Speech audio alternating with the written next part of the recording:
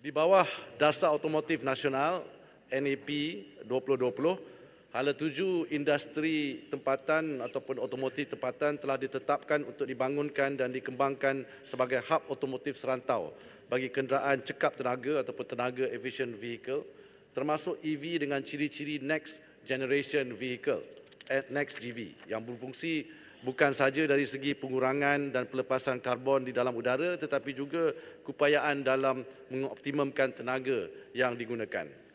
Seperti mana dimaklumkan kepada Jemaah Menteri pada 17 Februari 2023, pasukan petugas EV kebangsaan ataupun National EV Task Force, kita panggil NEVTF, bertanggungjawab untuk menilai dasar semasa, memantau pelaksanaan program dan inisiatif serta merangka dasar dan inisiatif baharu berkaitan pembangunan industri keadaan elektrik dalam negara secara menyeluruh ataupun EV Dan this National EV Task Force ni yang diketuai MITI telah ditubuhkan sejak November lepas, November 2020, untuk memainkan peranan penting dalam menggalakkan penggunaan kenderaan elektrik serta penambahan infrastruktur pengecasan EV di seluruh dunia.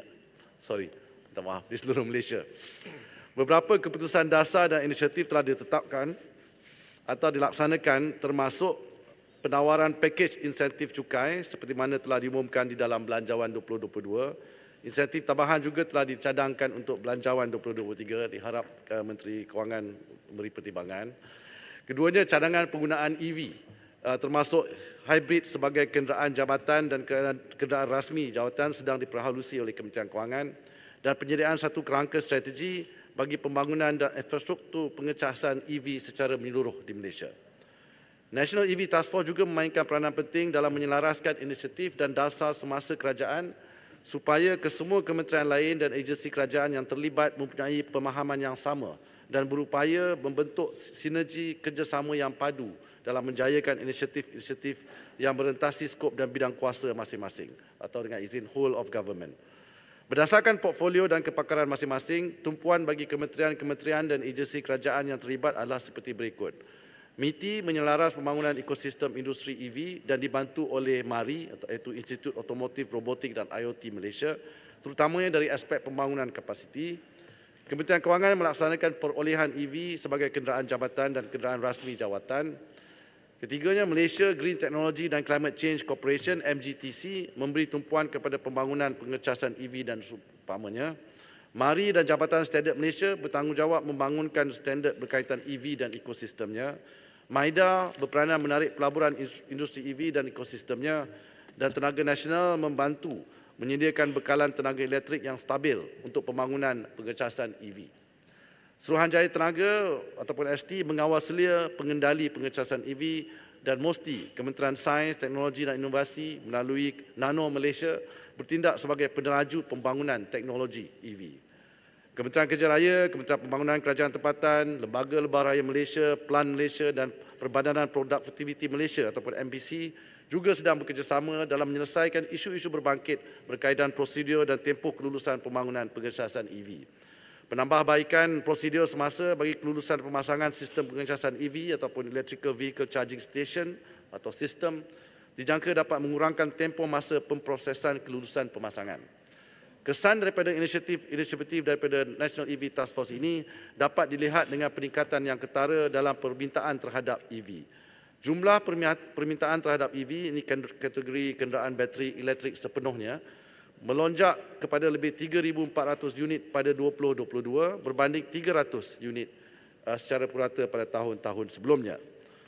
Usaha untuk menarik pelabur untuk memasang infrastruktur pengecas juga berkesan, di mana jumlah stesen pengecasan meningkat pada kadar 69% pada 2022 berbanding pada 2021, menjadikan jumlah stesen pengecasan mencecah 900 unit pada ketika ini dalam memenuhi sasaran sebanyak 10,000 unit di seluruh negara menjelang tahun 2025 seperti di dalam Low Carbon Mobility Blueprint. Dari segi pelaburan, jumlah yang diluluskan dalam ekosistem EV dari tahun 2018 hingga September 2020 adalah bernilai 14.7 bilion ringgit, merangkumi pemasangan kenderaan, komponen EV dan komponen pengecasan. Antara syarikat yang telah diluluskan ialah Samsung SDI Energy Malaysia dan Berhad yang mencatatkan kejayaan baru dalam pembukaan kemudahan pembuatan sel bateri EV dengan nilai pelaburan sebanyak 7 bilion ringgit. Syarikat tersebut telah memilih Malaysia sebagai lokasi pengeluaran pertamanya di Asia Tenggara. Pelaksanaan inisiatif-inisiatif ini dan yang baru di masa hadapan dijangka dapat meningkatkan lagi penggunaan dan permintaan EV serta menarik pelaburan ekosistem EV bagi merealisasikan sasaran Malaysia untuk mencapai status negara neutral karbon menjelang tahun 2050 seperti yang digariskan di bawah rancangan Malaysia ke-12. Di samping itu, MITI juga sedang berbincang dengan syarikat pengeluar tempatan Proton dan Perodua untuk mempercepatkan pengeluaran kenderaan elektrik nasional dan menawarkan pilihan kenderaan EV yang mampu milik.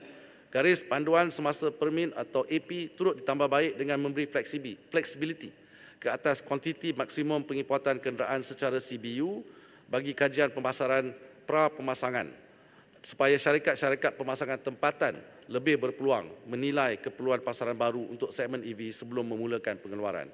Langkah penambahbaikan ini juga akan memberi lebih pilihan EV untuk ditawarkan dalam pasaran kepada rakyat.